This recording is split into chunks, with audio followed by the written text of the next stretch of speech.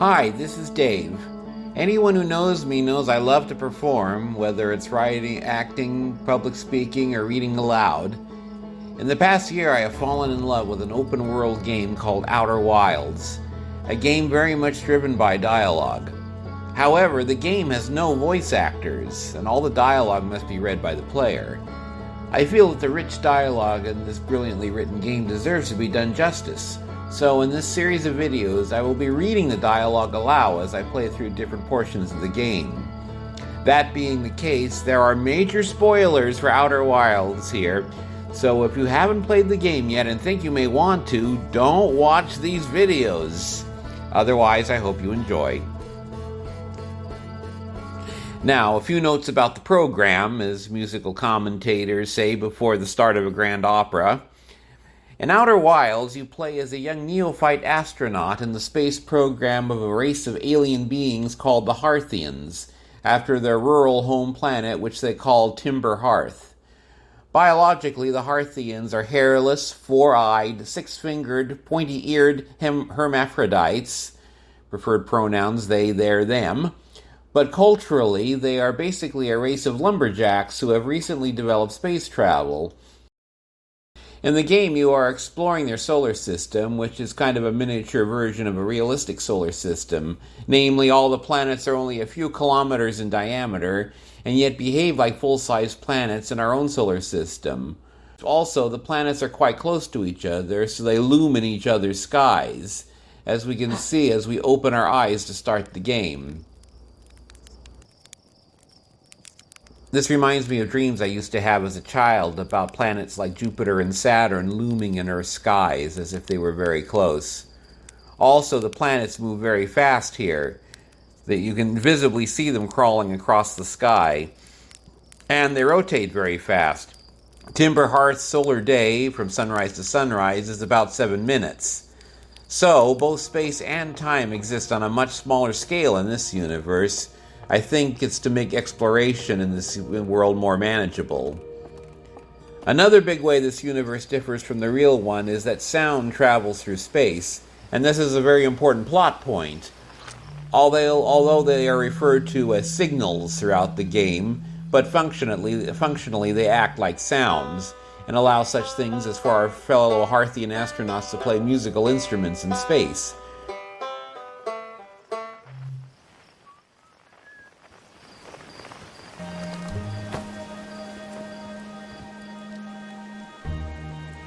So we're just walking through Timber Hearth here, which is a very idyllic planet. Reminds me a bit of Murin in Switzerland, which I still think is the most beautiful place on Earth.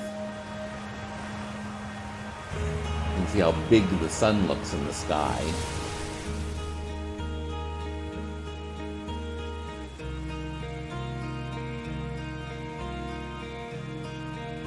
So the first place where we want to go before we go off into space is the observatory. We go there at the beginning of the game to get the launch codes that gives us access to the ship. Lots of geysers on Timber Hearth. I've played this game before, so I already have the launch codes, but I still want to go to the observatory because I want to introduce you to Hornfels, who is the astronomer behind the formation of Outer Wilds Ventures, the Hearthian space program. So when you first start the game, you encounter this statue in the observatory. It's a statue of Anomai, the ancient race from thousands of years ago that lived in the solar system thousands of years ago that we are learning about throughout the game. The statue's eyes are initially closed, but when we make eye contact with it, the eyes open, and it puts us into a time loop where it's a little bit like Groundhog Day, except the time loop is only 22 minutes. And we'll see a little later about how the loop always ends. So here's Hornfels. Hey, look at this. The statue opened its eyes.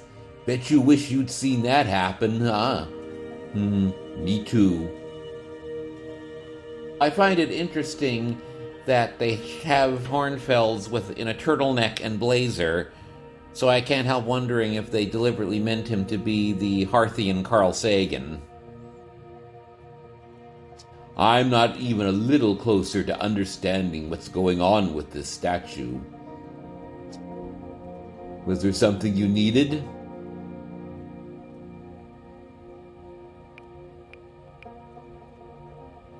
Take care. Then one other thing I want to show in here. This is the museum, and it's got some Nomai artifacts in here, including this, which is kind of a Nomai Rosetta Stone, and it lets us show us how the translator works that will allow us to translate all the Nomai writings we see throughout the game. We're nearly ready. Felix and I have finished construction, and she says calibrating the device won't take long. Fortunately, the Addle Rock's lack of atmosphere will make calibration simple.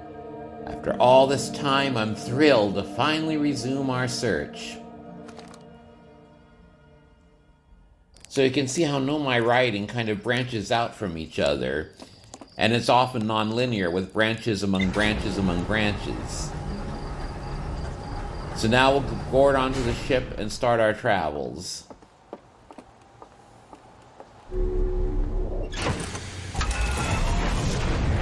I always enjoy this takeoff.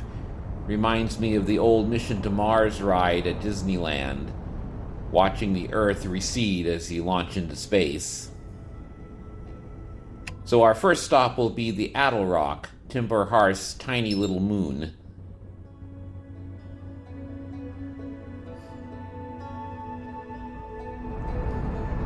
I love the banjo music in this game. It's so Hitchhiker's Guide to the Galaxy.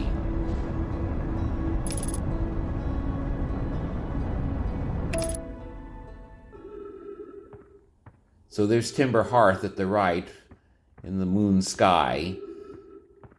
As with the Earth's moon, it always keeps the same face towards Timber Hearth. So this is Esker, one of the founding members of Outer Wilds Ventures, the Timber Hearth space program. He's retired now, though, and lives alone in this lunar outpost on the moon.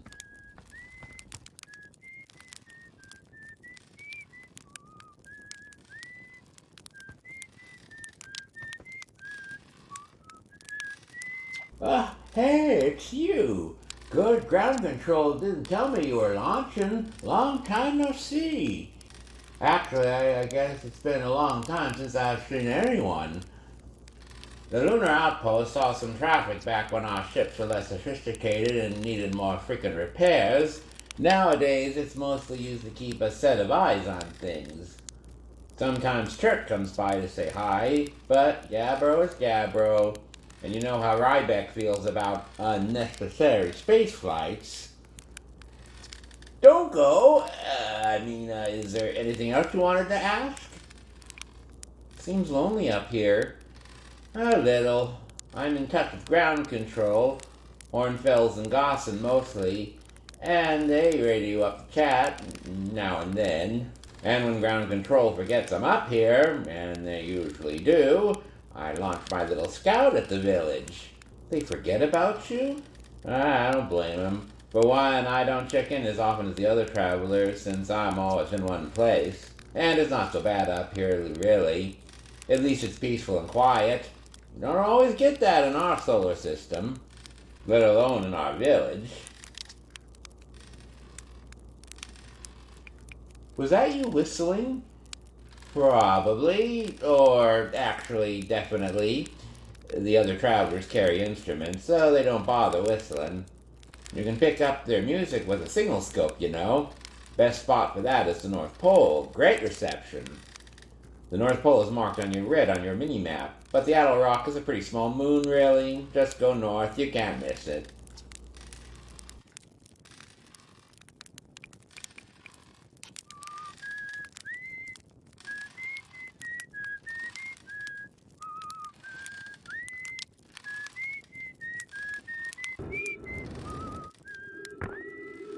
Here's the place that Esker talked about at the North Pole, and we see he has some notes here. Esker signal scope log. Day 48. Still not picking up Rybeck's banjo from Brittle Hollow. I'm sure they're fine, but I'll feel better once I can hear their music. Day 51. Listened to Chert play for a while today. Unrelated, someone should tell Porphy and Gossam their flirting is not suitable from an aerial perspective. So the Hearthians are genderless, but I guess they still have romantic entanglements. Day 55. Banjo music coming in loud and clear today. Sounds like Rybeck's doing okay. That oaf, I was worried. Day 63. Today I thought I heard something strange. I don't know, it was probably nothing. Day 70. No, it's back again today, too. Something strange is coming from Timber Hearth. Day 76. Okay, I know this is crazy, but the sound from Timber Hearth sounds exactly like Feldspar's harmonica. But Feldspar disappeared in space ages ago. It can't be them. Day 88. It's still here. This is creepy. Maybe my signal scope is broken. So we'll find out more about what's going on with that harmonica later, in a later episode. Now I want to take us to the south pole of the moon. There's something very important to see there.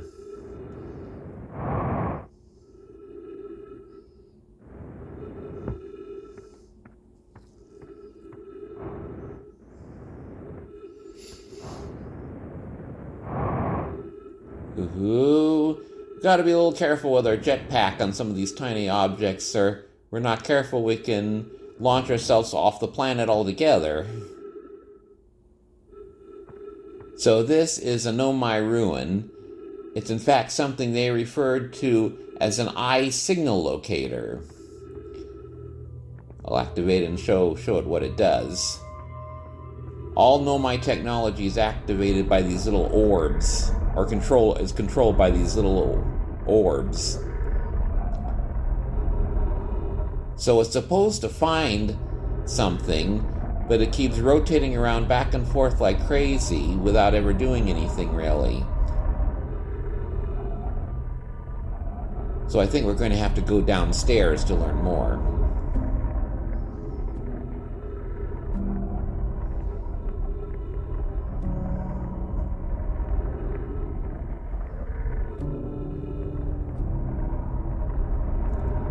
Here's that same symbol we saw on that stone in the observatory.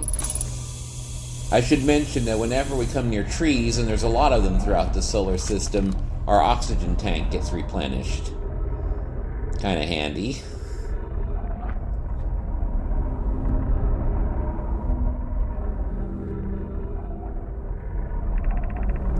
I was upstairs testing the eye signal locator, and it can hear and follow the signals from the Sun, Giant's Deep, and Brittle Hollow. However, something strange is happening when I ask the eye signal locator to follow the eye signal. The device's indicator rotates wildly and never points to just one direction. This is a curious result. It's possible the eye has stopped calling out its signal. I see. I most likely calibrated the locator incorrectly. Privet, my apprentice, and I will make adjustments and try again. An update. Disappointingly, everything is correctly calibrated after all. It saddens me to posit this, my friends, but I believe this locator cannot detect the eye signal. We will need to build a much more sensitive device if we want to locate the eye of the universe.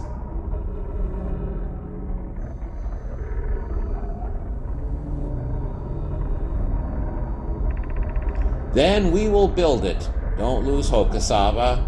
Our search for the eye is what brought our clan to this place. We won't give up so easily. And so that's the crux of everything the Nomai are doing in the solar system, to find this mysterious, elusive thing that they call the eye of the universe. I should mention about these things that the writing is on. They're called scroll walls. And what there is, they have electronic scrolls, and you insert them in a little triangular insert in the middle, and then that creates the writing that we can read.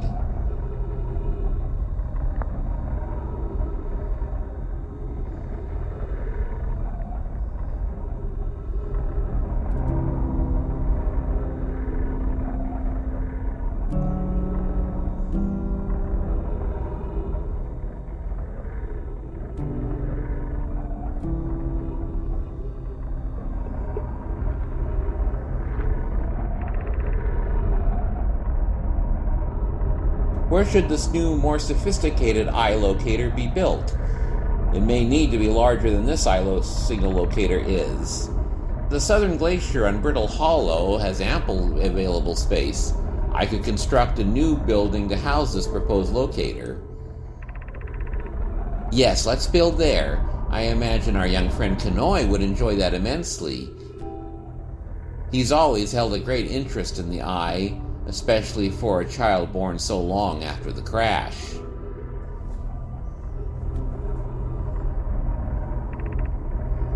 I will begin construction on Brittle Hollow's South Pole immediately then. Anona and those of us originally stranded on Ember Twin built a quantum moon locator there, but the heat of the sun made its construction challenging. I wouldn't recommend building on that planet.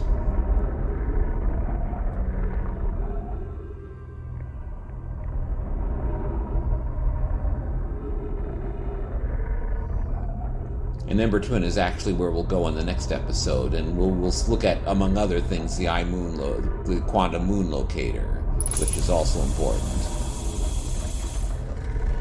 Ah, a recording. This is from one of our Hearthian colleagues.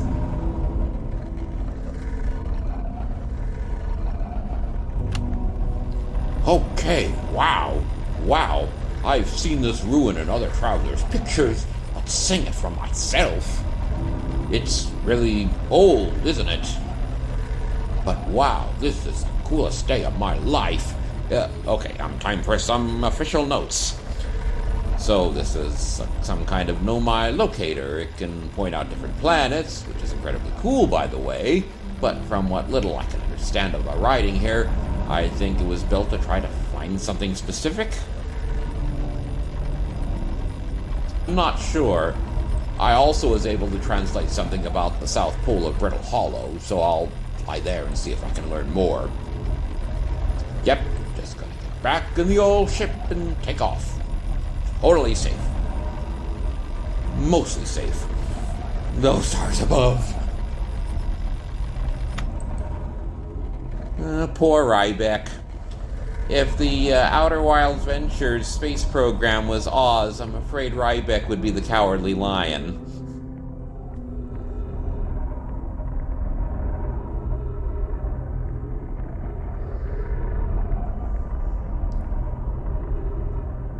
So we've pretty much seen all there is to see here on the Addle Rock. So we'll end this episode here, except the one last thing I want to do is get back into my ship and show you the wonderful thing that happens at the end of each 22-minute time loop.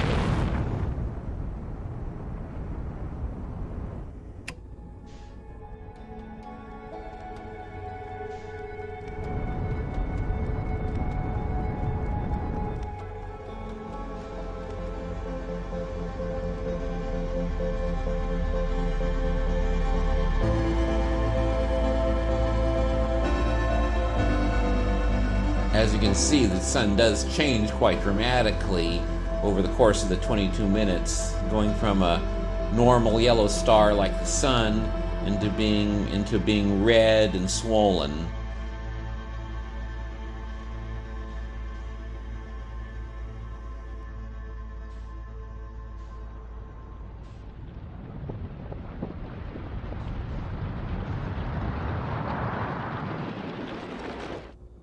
So what a lot of people don't realize is that when a star becomes a supernova, it actually collapses first. And then when it gets crushed as far as the laws of nature will allow, there's a rebound, and it's actually that rebound that triggers the explosion.